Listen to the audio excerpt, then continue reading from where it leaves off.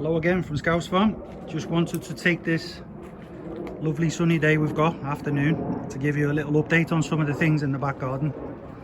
And you have seen them recently, but just to show how quick they grow in pots. Have a little peep at these tomatoes, keep saying that. Look at the size of them. This is just in a small container, not even one of them large potato containers. It's a small one. I think it's about 12 litres or something, this one. But they're developing nicely, so we're gonna get some lovely red fruit there soon. And you've seen it all around here recently, so I'll brush over it.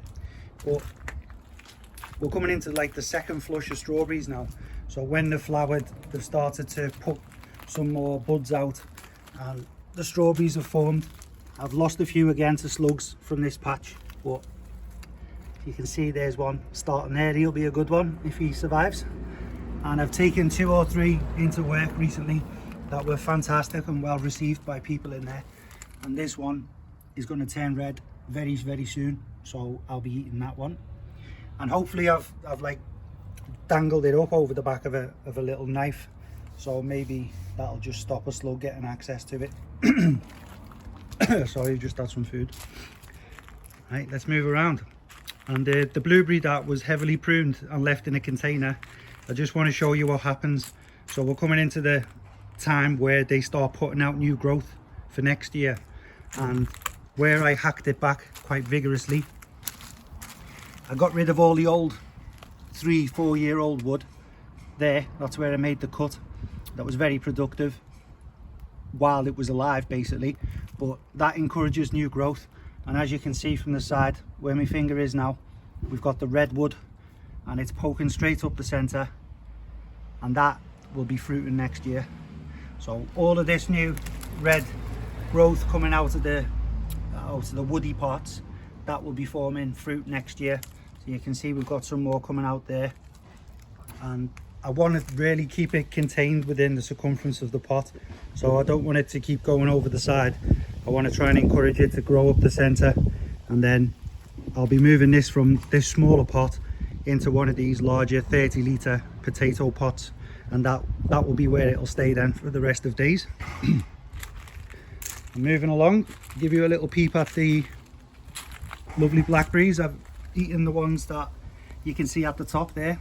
They've been chomped, and the flowers, you can tell, are now forming on the next stem, and they will become fruit. So we're going to get another month or 2 of food coming off that small plant. And the strawberries there, they're going to put a couple more back out again, but we've got a small little bunch there, you can see turning red. Not the best, but I've taken all the big ones off already, just in case the slugs got at them. And now we're in August. I put brassicas, so your cabbages, cauliflowers, I put them in to go over winter, and then take them out in spring if they make it through. So you can see the seed tray there. You've got cabbages coming up. There's one at the back and another one there, and they may or may not come up here. Sometimes a few don't take, but that's enough for me, so I'll be planting them out soon. And I've already planted one in front of where the cauliflowers are. And for those who watched my tips and trick video about using a pizza base to plant carrot seeds, that's the outcome there. Try and get my shadow on so you can see it. All of the carrot growth again in one of them small 12-litre containers.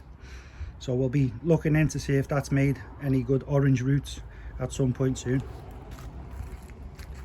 Scanning round. That's what happens when you plant a cat seed. One of those fat things grows that doesn't catch rats and eat you out of house and home. So let's move into the gorgeous apple tree. Marigolds, if you remember, I planted them. They were bought from Tara's wagon. So Tara's Tulips in Stockbridge Village.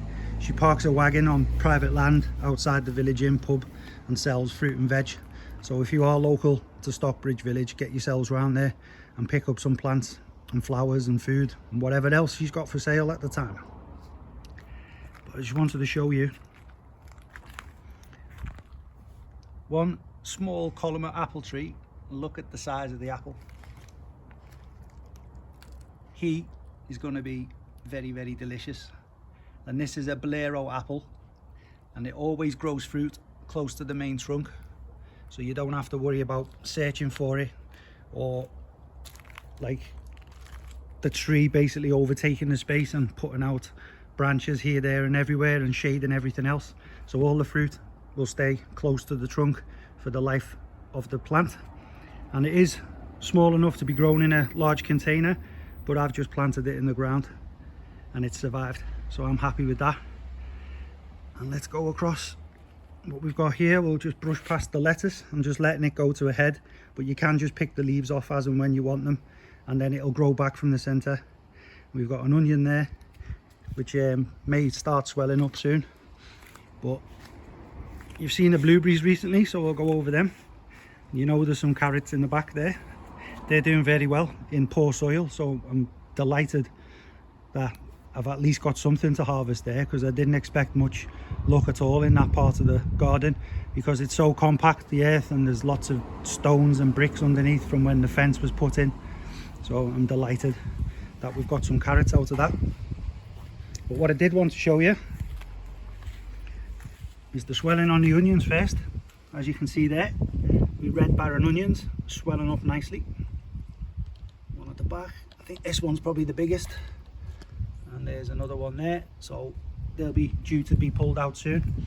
And then wanted to show you, here's the cauliflower. Ta-da! Not looking too bad. Hopefully it's not going to run to flower or seed, because it's getting hot now. Hopefully all of the florets stay compact and it becomes a good head of cauliflower that I can harvest. Even if it starts running to seed, then you'll know, because these start separating and like protrude out from the main clump, and it looks like more individual florets as opposed to more of a like a solid round cauliflower head, which is what you expect to buy in a supermarket.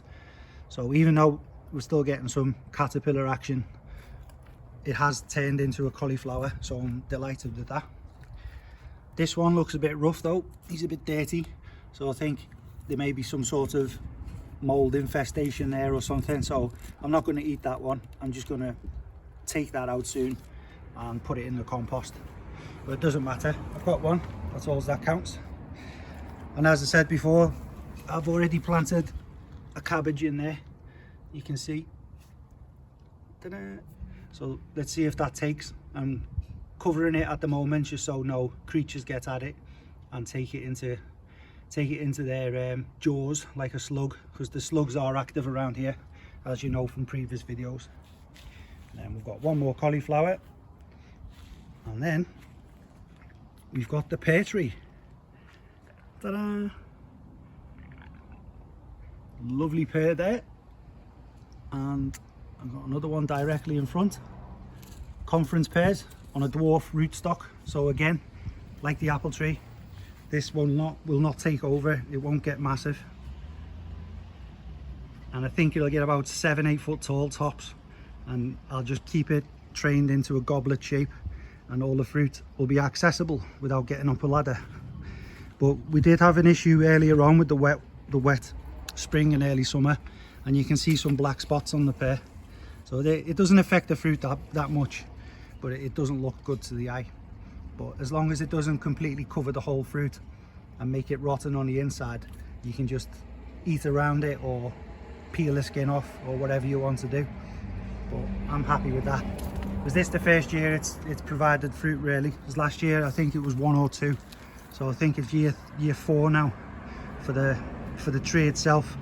And with these fruit trees, you're looking at 7 years is optimum before it starts putting out the best amount of fruit. Right, that'll do for a little tour. Lovely sunny day. I'm going to get myself back in, get a little drink. So thank you very much for watching. Please like the video and subscribe to the channel if you're new. And Scouse Farm, we'll see you all again soon.